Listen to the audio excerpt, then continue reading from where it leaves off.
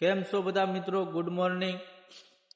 તો મિત્રો, આજે આપણે અત્યારે બહુ દારૂનું ને ડ્રગ્સનું બહુ ચાલી રહ્યું છે. આપણે ગુજરાતમાં બહુ બધા દારૂના અડ્ડા અને જેમ કે દારૂના અને ડ્રગ્સના બહુ બધું વેચાણ થાય છે. આપણા ગુજરાતમાં બંધ હોવા છતાં પણ બહુ વેચાય છે. તો આના માટે આપણે બધાને એક થવું પડશે બંધ કરાવવા માટે.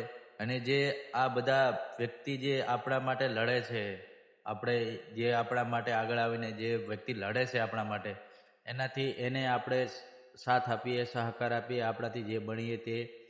અને અને એક અને એક ખાસ વાત કહેવા માંગુ કે જે લોકો જે આનું સારું કામ કરે છે એના વિરુદ્ધ પણ બહુ કરશે અને એના ખિલાફ પણ બહુ લોકો બોલેલા છે.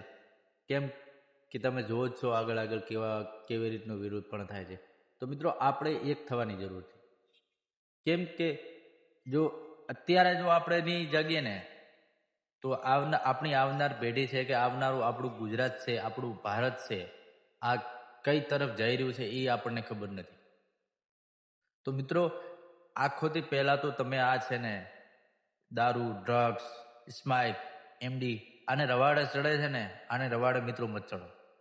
અને જ્યાં બી અડ્ડા ચાલે છે એનો વિડીયો બનાવો અને શેર કરો. તો આપણા માટે લડવા માટે માણસો તૈયાર જ બેઠા છે. આપણા માટે જેવા કે જિગ્નેશભાઈ મેવાણી છે, પછી ચૈતર વસાવા છે, આવા બહુ બધા છે, મેહુલ ભોંગરા છે. તો બધા આપણે છે ને આપણે જેટલો બને ને એટલો સપોર્ટ કરીશું. અને આ વિડીયોને આગળ શેર કરો. તો મિત્રો, જેટલો બને ને એટલો સાથ સહકાર આપો. તો આપણે ખાલી એમને માટે સાથ આપવો છે, બીજું કાંઈ કરવું નથી. આપણાથી બીજું બંધ ન થાય કાંઈ, ખાલી આપણે સાથ આપો.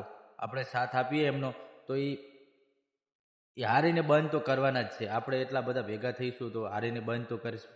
તો જેમ બને તેમ વિડીયોને શેર કરો અને જાગૃત કરો કે આને ખિલાફ દારૂ બંધ થવો જ જોઈએ. આપણે ગુજરાતમાં ડ્રગ્સ બંધ થવી જોઈએ. અને જે આ ડ્રગ્સના ઠેકેદારો છે, જે હપ્તાખોરો, જે હપ્તા ખાઈ ખાઈને ઠેકા ચલાવે છે, એમના પણ આ હપ્તા બંધ કરાવો. તો આ વિડીયોને વધારેમાં વધારે શેર કરો. જય જવાન, જય કિસાન.